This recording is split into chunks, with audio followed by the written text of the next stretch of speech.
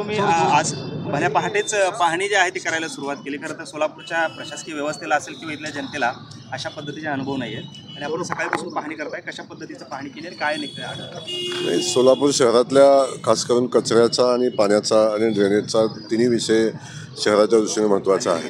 आणि शहरातले काही भाग इथं असे आहेत, खास करून स्लम एरिया जो आहे त्यामध्ये पाण्याच्या आणि ड्रेनेजच्या व्यवस्थाचा खूप मोठी अडचण आहे, स्वच्छतेची अडचण आहे.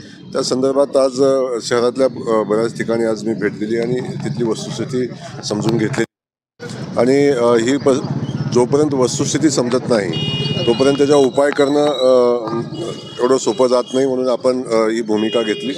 मला वाटतं बऱ्याच ठिकाणी कचऱ्याचे खूप मोठे प्रॉब्लेम आहेत, ड्रेनेजचे प्रॉब्लेम आहेत, पिण्याच्या पाण्याच्या विषयी प्रॉब्लेम आहेत. आणि सगळ्यात मोठी अडचण जी आहे ती सार्वजनिक शौचालयाच्या स्वच्छतेची अडचण आहे. तोही विषय समोर आलेला आहे. आणि मी तातडीनं आत्ताच बैठक साधारण 8:30-9:45 मी आत्ताच बैठक घेतली आहे. आणि त्यामध्ये या सगळ्या उपाययोजना करण्यासंदर्भात काय करता येतं याची माहिती घेऊन आपण त्याच्यावर कायमस्वरूपी तोडगा काढण्यासाठी आपण काही निर्णय आज घेतोय आणि त्या अनुषंगानं आता बैठक आपण घेतोय. हो, खरं तर